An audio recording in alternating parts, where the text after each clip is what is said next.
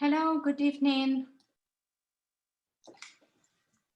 Good evening, the people hearing us from Spain, and good morning, the people following from America. Dear co-founders and CEO of the International Campaign 2020 Women on Boards, a grassroots national campaign to increase the percentage of women who serve on public company boards to 20% by 2020. You have made it, and we are here all together to know about your experience and to see how corporate boards in Spain work. It is a great pleasure for me to be here today with you all and be able to share this important event with most reputed Spanish directors and directors-to-be from the US, Mexico, and Spain. Let me introduce you briefly today. We have with us Betsy Berkemertz-Greder. Betsy is CEO of Clayton Retain Executive Search and CEO of the 2020 Women on Boards, author of the board game, How Smart Women Become Corporate Directors. Betsy leads the corporate board practice, helping corporations increase gender and ethnic diversity on their boards of directors. She chairs the Los Angeles Orange County chapter for Women Corporate Directors, the global network of women who serve on public and private boards. Hello, Betsy. Gracias, Miriam. Bienvenidos, amigas y amigos. Estoy feliz de verles hoy. Gracias por asistir esta presentación. And that's all my Spanish for today. You'll be happy to know. Good evening. Lovely to have you here. And I am CEO of 2020 Women on Boards, which is now our global campaign to increase awareness and advance women to more corporate boards. So delighted that you're here to help us in that regard. And I wanted to mention that this is Spain has been with Miriam, and Spain have been with us for several years, and it really was the first event in our global expansion. So we have a special feeling in our hearts for Spain, and so pleased to be here today to share what's happening globally. And what we did, you're part of 28 events now.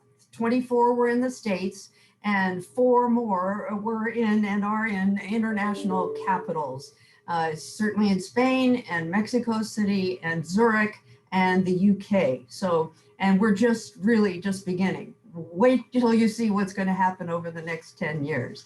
So I'd like to mention that we had a global conversation for our first time, a global broadcast on November 12th, and we had 6,700 people registered for all of our 28 events, and 3,200 of those individuals watched the global conversation. Many of you probably did as well, and it's a first. We're making history, and others are following. You may have seen yesterday that NASDAQ, which is the tech index or stock exchange here in the US, announced that they insist upon seeing more women and persons of color on the corporate boards in the US at least. So we're making headway every day. I would like to introduce the co-founders of 2020 Women on Boards, because without Stephanie Sonnabend and Mally Giro, this whole campaign would not have happened. And so on the occasion of our 10th anniversary, I wanted to give, and Miriam is longtime friends with Mally and Stephanie, we wanted to give them applause for 10 years of excellent progress. And let me introduce Stephanie first. Thank you, Betsy. I'm very pleased to be with you today, zooming in from Sarasota, Florida. Thank you to all of our chairs, our panelists, director coaches, and especially all of you participating at this event today. As you heard from Betsy, this is our 10th anniversary of the 2020 Women on Boards campaign. Mally Giro and I started the campaign in 2010 because we were dismayed by the lack of progress women were making in the boardroom. The numbers hadn't moved in 10 years. Mm-hmm. So, and it looks like I am frozen, so I apologize for that, but hopefully you can all hear me.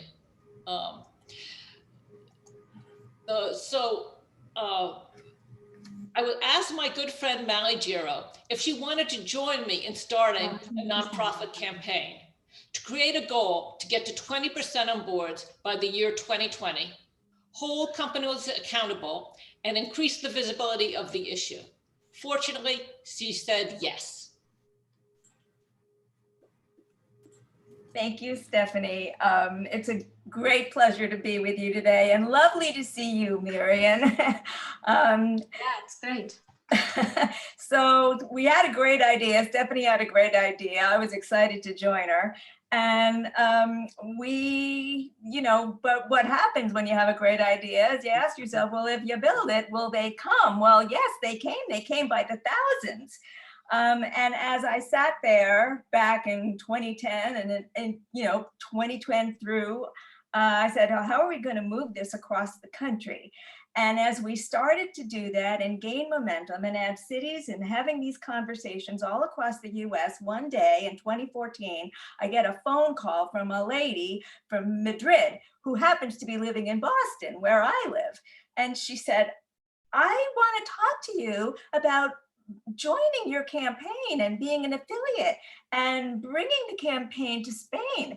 Now, I was worried about moving the campaign across the US. I never thought we'd have a global campaign, but Miriam sat me down and over coffee and many lunches talked about how we might do this. And in fact, she did, introducing the campaign in Madrid and in Spain. It was the launch for what we now can call a true global conversation. So Miriam, hats off to you. Thank you so much for pushing me, encouraging me to think about bringing the campaign to Europe, and what you've done to bring this campaign overseas has been great, and we're very grateful to you. So I'm going to turn this back to Stephanie and we'll talk about some of our stats. Thank you very much. It was a pleasure, Mali. And I hope to see you soon. Yes, in person. Indeed. Hopefully you can come over to Spain as Betsy did. Yeah, I'd love that. Better sooner than later. So if we could flip to the slides. Yes. We'll talk about that year over year. We report on the number of women on corporate boards on the Russell 3000, the largest publicly traded companies in the United States, which we feature in our Gender Diversity Index and database published annually on our website. When we started the campaign in 2010, the percentage of women on the Russell 3000 had been stagnant at about 10.6%. Since then, the number of women has steadily increased in the past few years, going from 16.0% nationally to 22.6% women on the Russell 3000 boards in 2020. We achieved our goal of 20% women on boards in 2019, a year earlier than anticipated. Of the 2,982 companies on the Russell 3000 list in the United States, there are 634 women directors. 1,618 of the companies are at 20% or greater, which is 61% of the total companies. So we're celebrating our success and the completion of the first phase of the campaign. But as Melanie Dobson said at the Global Conversation on November 12th, we're pleased but not satisfied. Here to tell you where we go from here is our CEO, Betsy Berkemeier-Crediere. Great, Stephanie. Well, as you can see, 20% is just no longer good enough. So we have figured out what we're going to be for the next 10 years, and our new campaign is going to advocate for gender balanced boards. And by that we mean half or almost half of every board will be women occupying those seats. So all public company boards will be gender balanced is our vision and our goal, with women holding half of the corporate board seats. And that's going to be historic. It's going to be brand new, and no one else but 2020 Women on Boards is going for this big goal. And it is a big goal because currently the boards in the US are only 5% gender balanced. So of the companies Mally talked about, there are only two, well, on the Russell 3000, which is the index of the largest public companies in the US, almost 3,000 of them are listed on this bar chart, but only 163 are what we call gender balanced. So that's only 5%. And it's a long way to go to 50%. So our new brand is going to be 50-50 women on boards. And I'd like an applause from everybody, even though we can't hear you. This is called webinar applause for 2020, saying goodbye at the end of this year. And as of January 1st, we will be 50-50 women on boards. And that is our message throughout the globe. So we have a couple of new programs that I'd like to announce on the next slide. The first is that our Get On Board workshops will continue and expand. And because our goal remains to educate women. We're educating women on how to get onto corporate boards.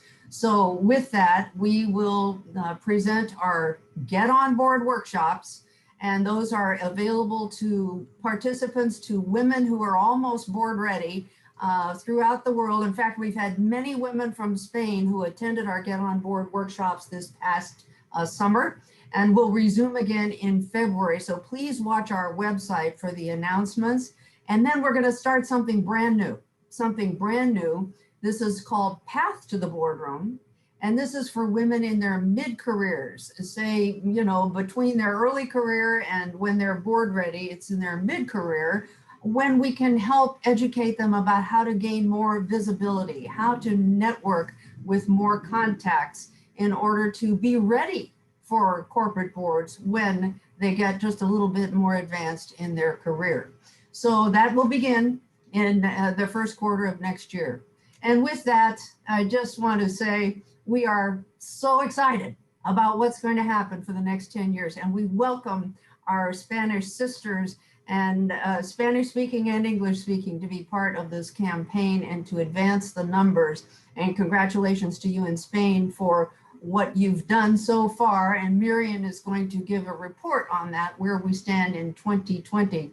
So from what you learned today, in our panel that's coming up and our breakout sessions, and many of you are very well versed in pursuing corporate boards, but we have experts today who will help you, and good luck to you. We look forward to a lot of progress over the years ahead. Miriam, back to you. Thank you very much, Betsy. So you are prepared us for doing all together the magic, as we mentioned once. Yes. Okay, we are here today. I have a co-chair with me, which is Lourdes Garzón Muñoz, who is Director of Women Now and Mujer Hoy, part of Vocento Group, one of Spain's leading media groups, engages women in leadership matters via its multi-platform brand, which touch points including international summits, websites, podcasts, and well-known weekly magazine. She's a seasoned professional. Lourdes has held executive leadership roles at a variety of today's most relevant newspapers and magazines, not only in Spain, but also in Mexico, including Vanity Fair and El Mundo.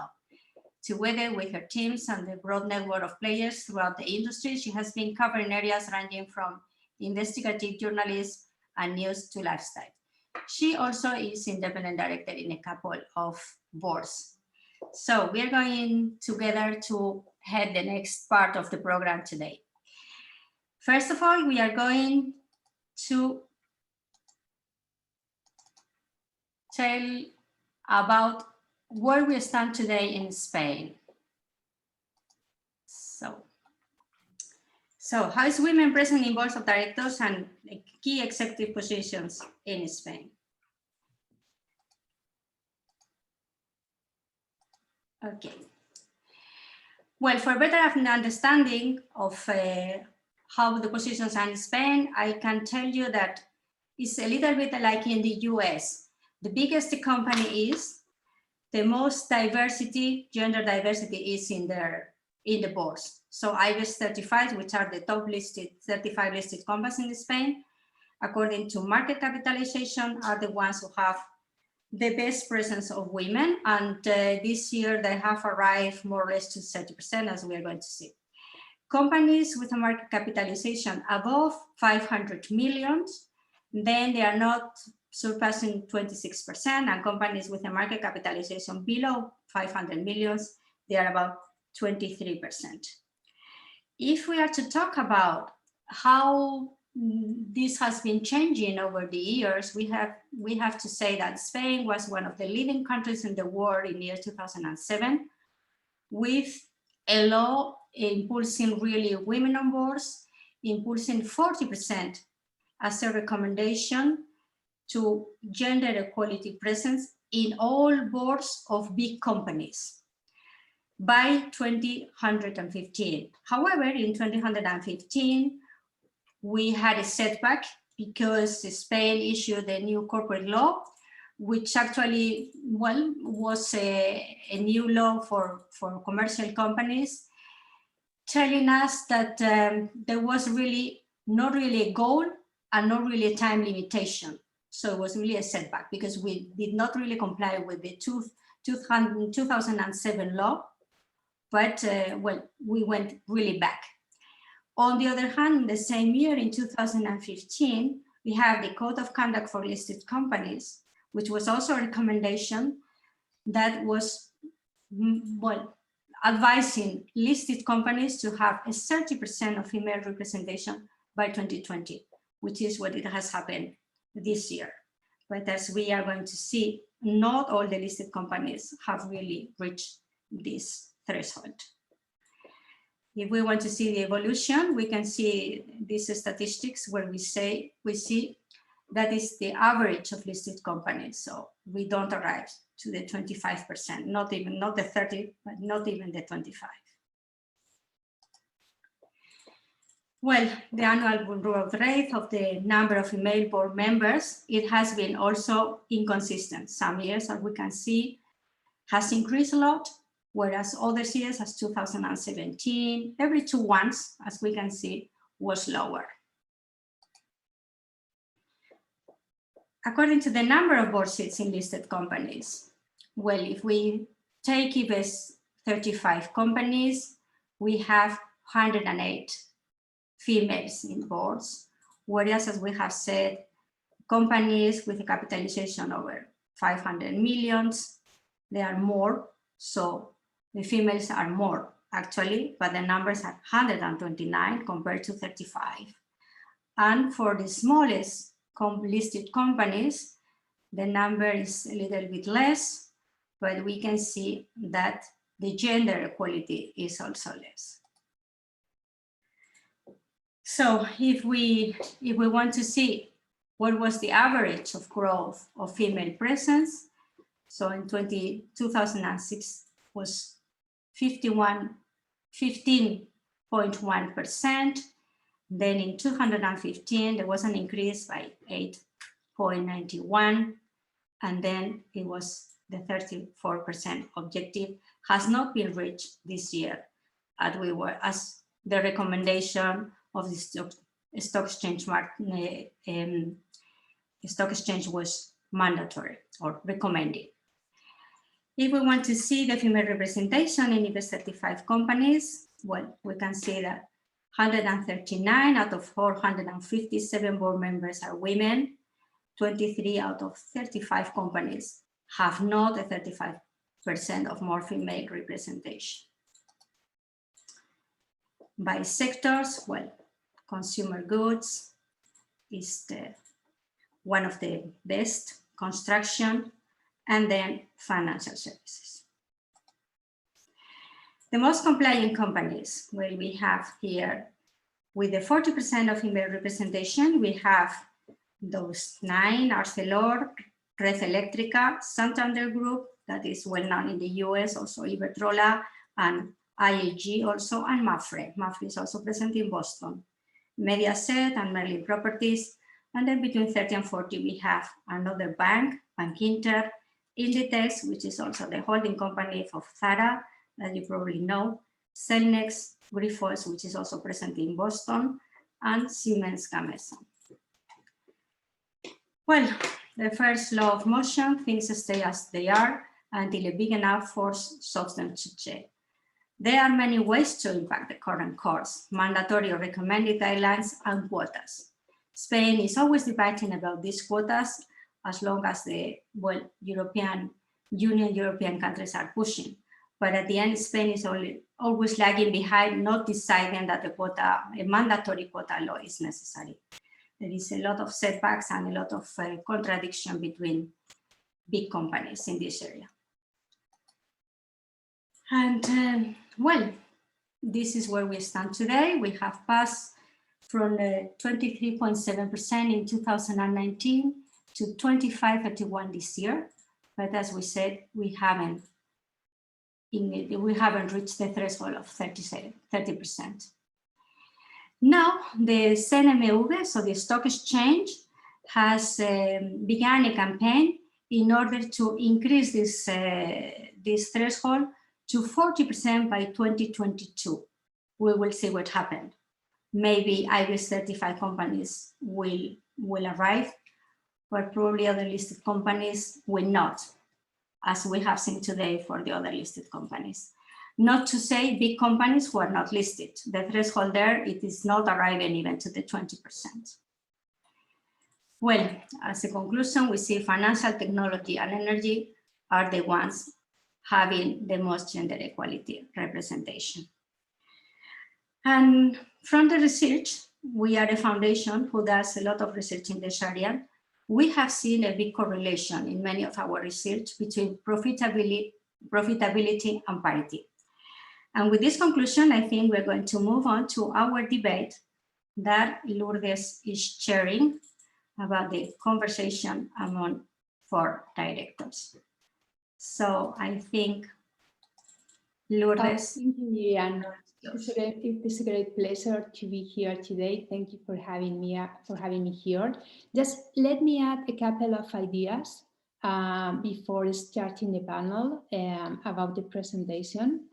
As we just saw from the current statistics, we are on the right track, but it will take some time still.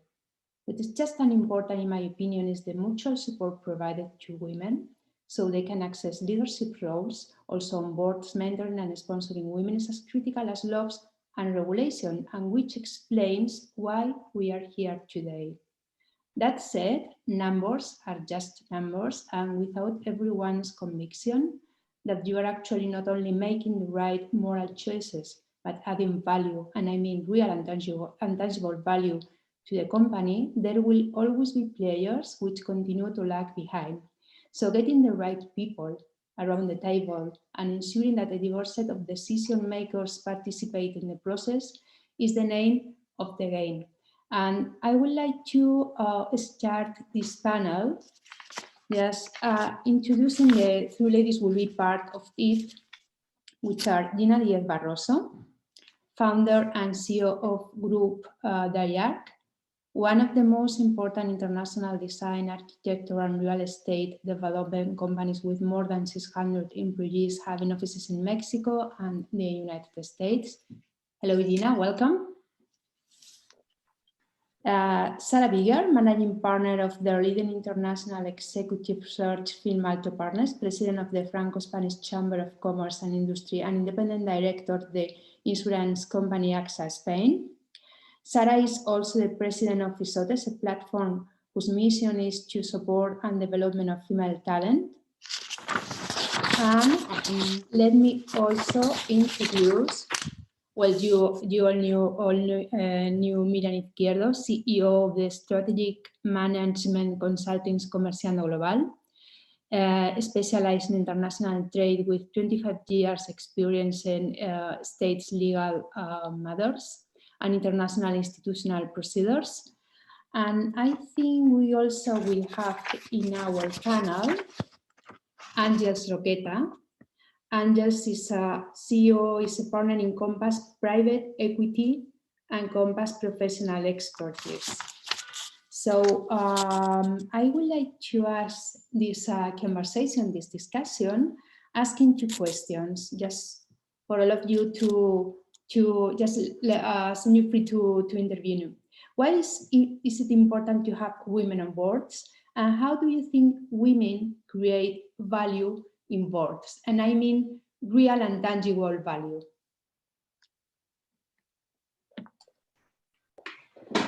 Okay, I think I can start with that. Women are 50% of the population, and we all know that women have a different style of leadership. So women create board already with the leadership. Women create a different way of thinking. And the most important thing I would say is this critical thinking, which is breaking the group thinking that creates a different dynamic inside the boards. The most, one of the biggest dangers in boards is to have like all group together thinking the same things and not really permitting to have a deep analysis of important issues that the company is confronting. When you don't have different point of views, a sound discussion, a critical thinking, and you are not allowing the group to reach into the deepest conversation, you cannot analyze what it is best for the company, and you cannot innovate, and you cannot have the biggest value that you can have.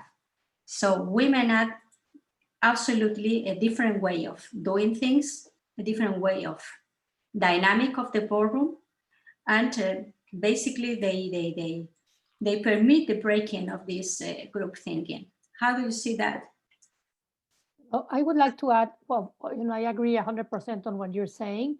And I would also like to add that, you know, we tend to take risks in a very different manner. You know, women are risk takers much more, we are more careful in risk taking. And I think on boards, risk taking on any company is one of the key issues when you are getting in a board position. Also, one of the very important matters is that, you know, I am definitely convinced, and it has happened to me on the boards that I belong, being the only woman on the board does not help. You know, I think that when you are the only woman on the board, it's like you have a token, and that you know, our position, if we get into a board as being the only one, is to be struggling to put a second person on the board, a second woman on the board. Because once you have 2 or 3 women on board, that is really where change takes place. I do think that, you know, the way women think, the way women act, you know, the innovation that takes place on the board when there's 2 or 3 women sitting there, it is a completely different dynamic as when there is no women or one woman. You know, when there's one woman, obviously we try to do things. You know, it happened to me when I joined a bank, and you know, I was 3 years the only woman on that board. And until I was able to put a second and a third person there, you know, when we were 3 women there, the dynamics changed enormously. And I do think that we definitely will never be the same as men. Nobody's better than the other. When men and women are completely different species. So when we have different ways of acting, risk taker, innovation, you know, proposals of making a better business for the company, things get better.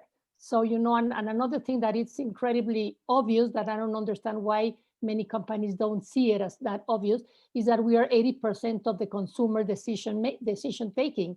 So women are 80% of the consumer decision taking. So companies that manufacture things do not have women sitting on boards making those decisions. So, you know, I think it's super obvious, you know, that we have to be there. Yeah, absolutely. I think that what you say about the critical mass is a really critical question. I mean, if you are isolated in a board with 11 or 12, 10 other men, it's very difficult for a woman to have any impact.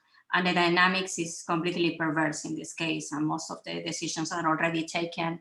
And this is the way that a woman can break this group thinking that I was mentioning. I think also that women nowadays is getting more and more to can also participate with a different kind of network. Sometimes, or well, very often, directors are invited to join a board because of their network or their connections. So as long as more women are also becoming CEOs and entrepreneurs, the network becomes to be more important. And also when women start connecting, start gaining power in society, in associations, in foundations, in civil institutions, women begin to be able to create an important network in the society that allows boards to have this richness of this network and eventually internationalization that creates a value for boards. How do you see that? Sarah? Excuse me. I agree 100% that building networks is very, very important for women, and building networks outside other women networks. For instance, I think that the French Chamber of Commerce or any chambers of commerce where you can find both men and women is a very good place to exchange experiences, and it gives you the opportunity to talk to men directly. Many times it's still in a minority, excuse me, of women, and they know you in different aspects of you, and you talk in a professional way. So they really realize that there is a possibility to have women coming from other companies, from other sectors. And once they have the opportunity to get somebody on board, they have you in mind. So I think networking with women, but also as much as possible with men is the best way to get in contact with the people who is going to take the decision at the end. Sarah, would you say networking and mentoring is just as important as regulation, as important as law? I didn't understand your question properly. I mean, I think we all agree mentoring and networking are more than important, are crucial. So my question is if develop an important networking could be as important as law and regulation. You mean as the gender quota law? Yeah. Okay. You know, I think that the law can help, and everything adds. So it's because even if it's regulated, even if we arrive to 20% or 30 or 40%, they will choose between many women that they can know, that they can add different aspects, and they have to decide. So many times for boards, you decide because you know somebody that you can recommend, that anybody else can recommend, that they are loyal and professional, and you know they can recommend the behavior of that person in different circumstances. And this is why even if I'm a headhunter, even if headhunters, we work on boards, it's true that many times recommendations from other members of the board or from people, you know, around them, they are so important too. I think gender quota law is something that helps women diversity, as Sarah has mentioned, and also speed up the process really in a very decisive manner. I mean, for example, you have seen in Norway that they have this gender quota law for boards of directors, but they don't have it in the managing committees. Whereas in France, they put the gender quota law in managing committees, and of course they had 40% of diversity, and nobody complained that there was not enough talent pool. Now in Spain, we don't arrive even to 16% of the presence of women in management committees. And people say that there is not enough talent pool to have to push for a gender quota law in boards. So I think gender quota law is probably not enough, but it's a very good thing in order to have diversity among women, as Sarah has mentioned. But mentorship and sponsorship are things that can help women to get on boards, with quota and without quota. How do you see that, Angels? Hi, everybody. I am alone in different boards. I hope that the next year we will be with another women on board, but at this moment I am member of 6 different boards, and in all of them I am alone. And this is the first question. No, it's difficult to have another women or another woman that enter in the board, because sometimes it's something very close. No, I agree with Gina that one point that is different is our vision of the risk, because I started in my first cases as a board member, I started in a financial company, and my appreciation of the risk is totally different. Sometimes I say, no, this amount of investment is too high, or this investment is. I think that in this case, if we have a background about financial, it's a very good way to work with another man, because after 10 minutes, they know that you know, no? And they take in account your opinion, because financial is, I think there are a lot of women with financial skills, and it's something that is very valuable for the boards. I think this knowledge of financial is a way that we can use for be a member of board, because we bring an important knowledge of the way that work in the board of directors. I don't know if I answer your question, but this is my opinion at the first moment, no? Yeah, I think the risk aversion has been improved all over across the world in different countries. This in the northern countries, this is the example of Nordea Bank that has really a success story with this risk aversion. But I think also in the Bank of Australia, there was a success story about that. It's definitely a differentiation between men and women. But how do you think about conflict resolution? What do you think? How do you think women contribute to conflict resolution in boards? I think our way to front a conflict is a little bit different than a man, because we work in a way that the shape that we say the things, the way that we use the words that we say is soft, but maybe we are strong, but we don't need to show up that we are strong. We can maintain our position in another way. The conflict could be resolved differently, because in my case, I don't like the fighting with another people. I like to convince, no? And this is something that is useful for my day-to-day work. I'm not, if you, Sarah or Gina, do you think that the same? That when we are on board, sometimes there are some opinions, different opinions, but usually the way to present an opinion, in my case, I try to convince with numbers, with preparing the session, to be sure that when I talking, I am sure about this opinion, and it's a way to avoid this conflict, no? I agree with you, and preparing. Yeah, I mean, I personally agree. I think Sarah agrees as well.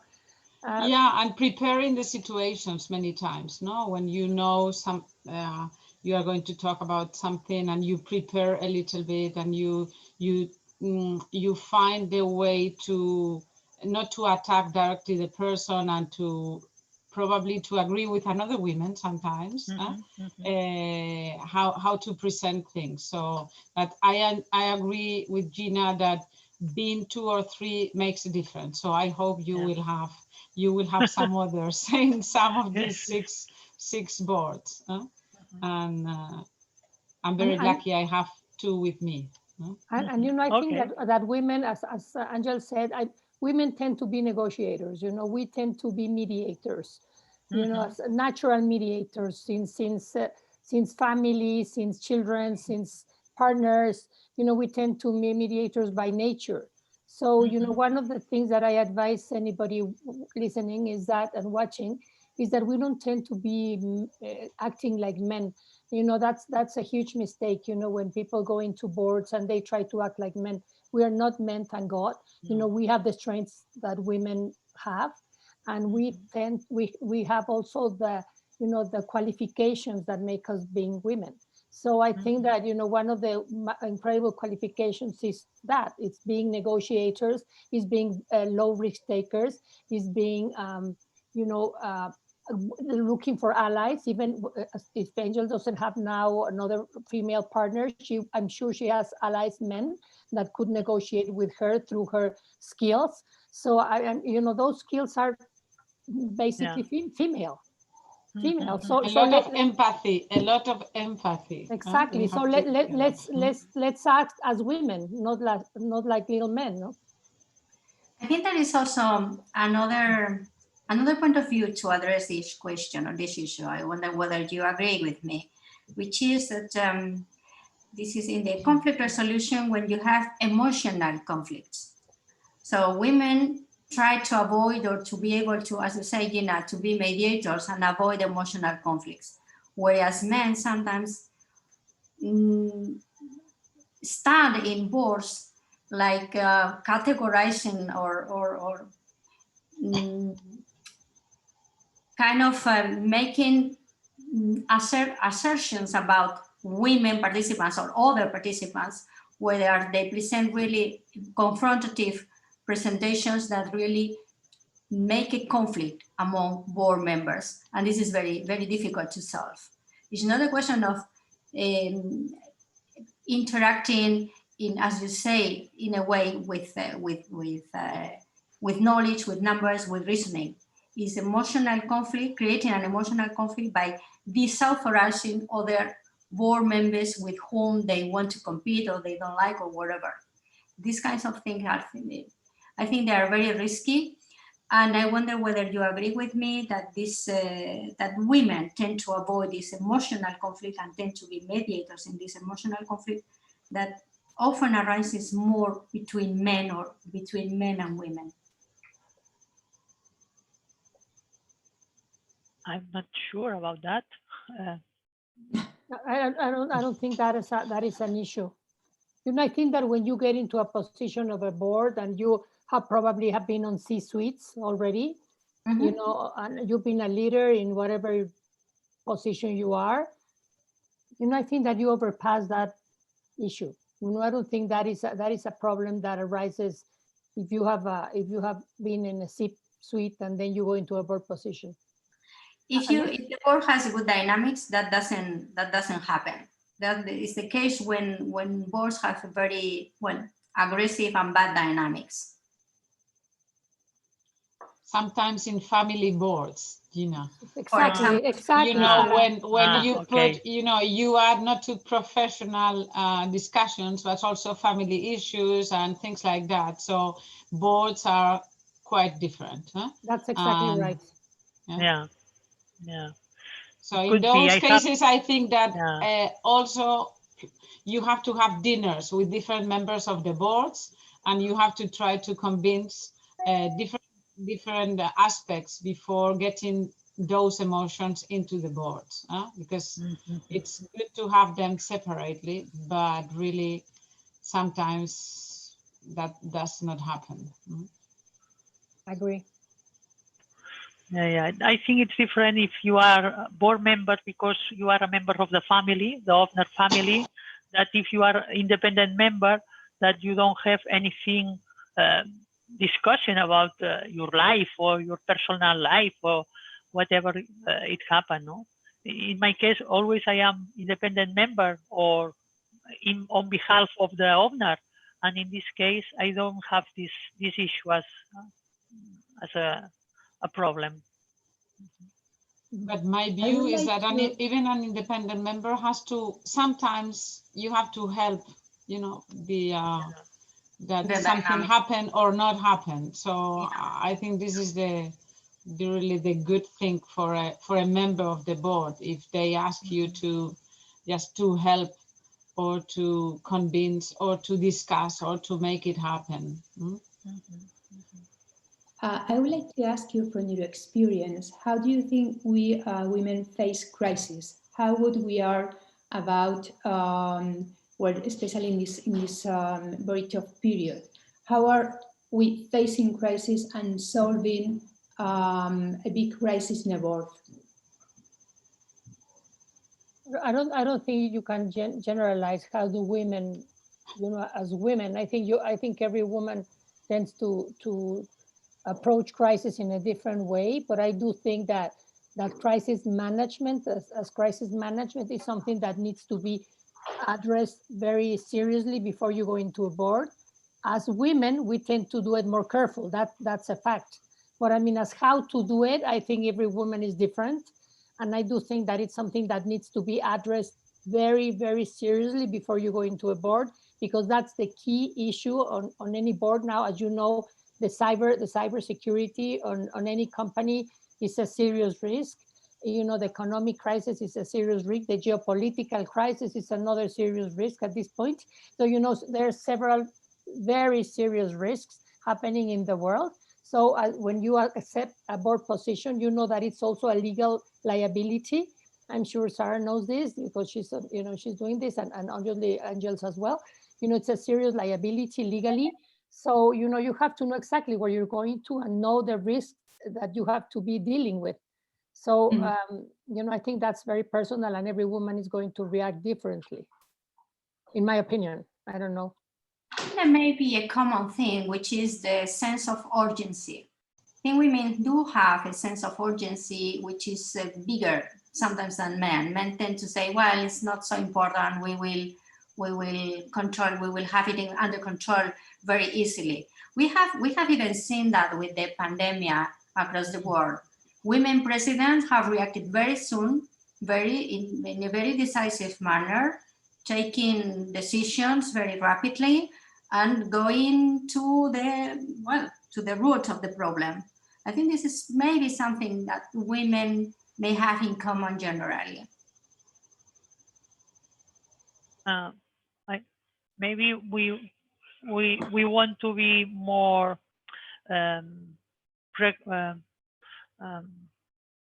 we have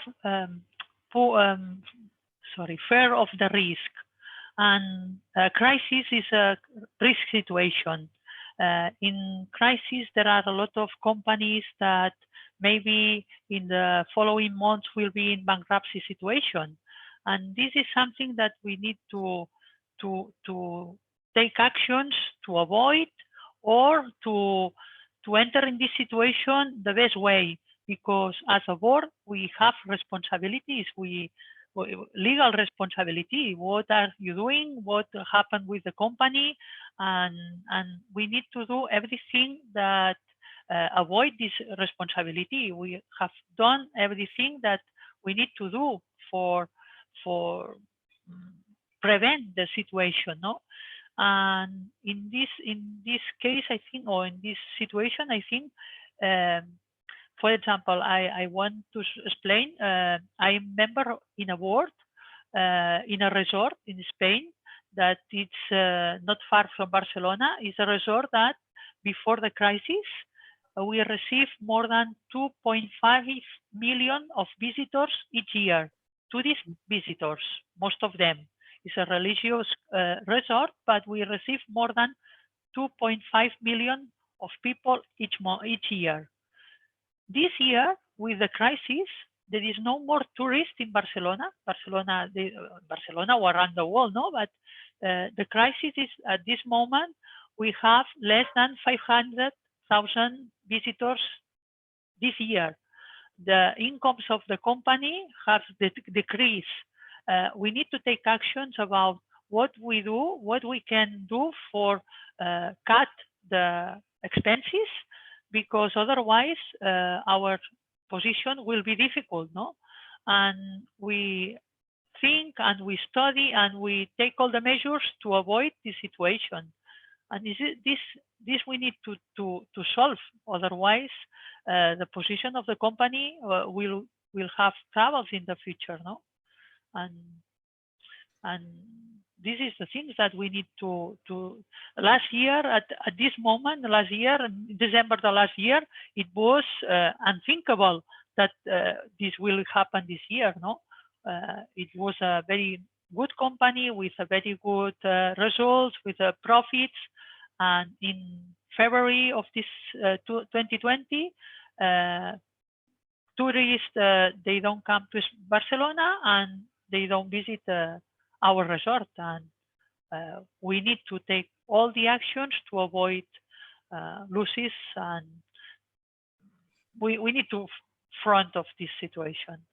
And as Gina said, we have a legal responsibility, and we need to do the things in a way that is not fair, but we need to take actions to solve.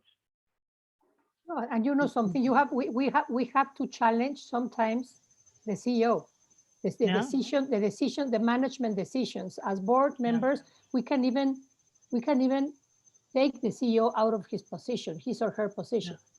So you know, it is a serious issue, especially in this crisis. You know, we have to challenge their decisions. So it is something that we have to be aware. We have to ask for our, if we go into a board, we have to ask what is the legal situation of the company, if they have the insurance in place for us as board members, because we cannot just get in, because you know it's wonderful that they invited us and then we get into a board that is not even with a proper insurance for us as board members. If anything happens, as Angel said, if anything happens, where are we standing? So you know, we have to be, of course it's wonderful that we get invited, but we also have our rights to ask to whoever invites us, what do they have in place for us as board members to protect us if anything happens? I always require an insurance for the board members. I always. Exactly. Always. But in all the companies. Not everybody, Angus. Not matter what bigger or small is the company, it's not so expensive, and it's something that gives me security for the position, no? Of course. Yeah. Yes.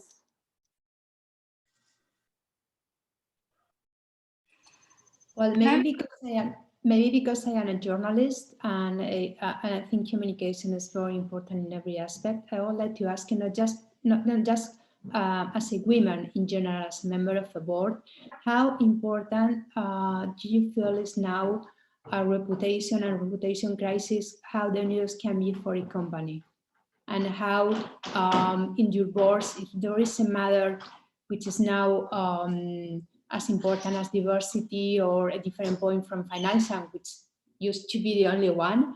And if you think that now communication, reputation, and this kind of aspect are as important as can be financial or economical or the traditional aspect in a board.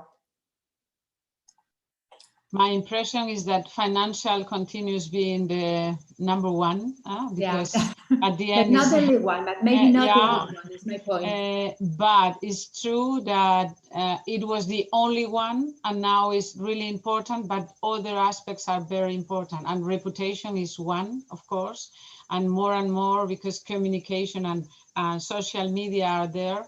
The companies are worried about their reputation regarding diversity, regarding results, regarding how they can help the society around them. And I think it takes a lot of times in the boards just to discuss what to do best. So I think it's very important, like sustainability too, and also people.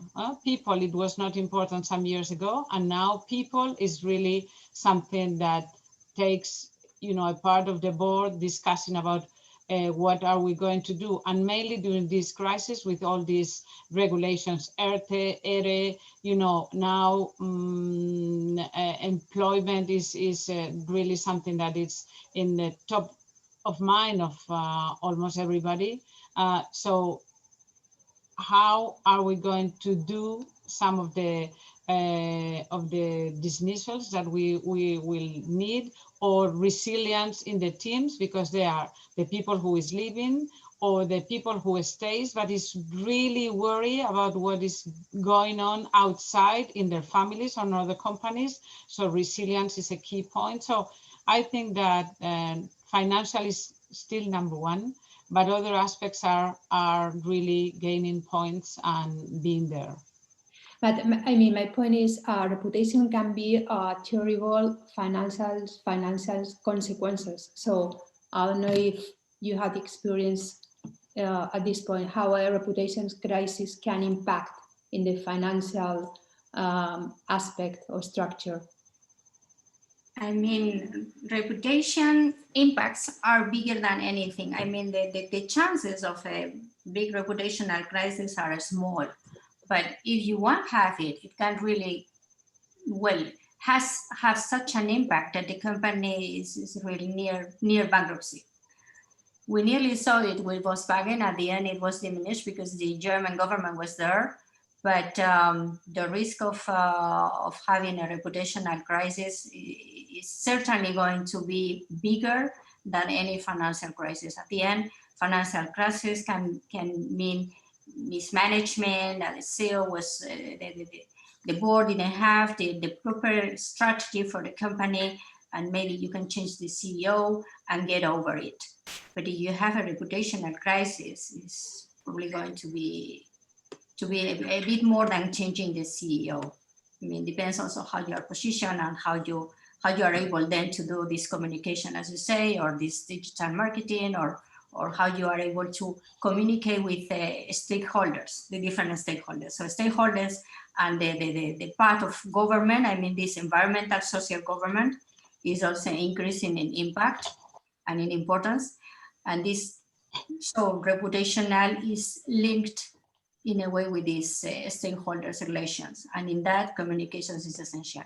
In fact, we're seeing more and more in the US, but also in the UK, that you have more and more board members who are dedicated, so boards that have a director just dedicated to relations with investors and other stakeholders.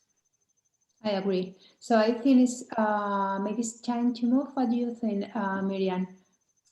Yes, I think we have to move on with the program.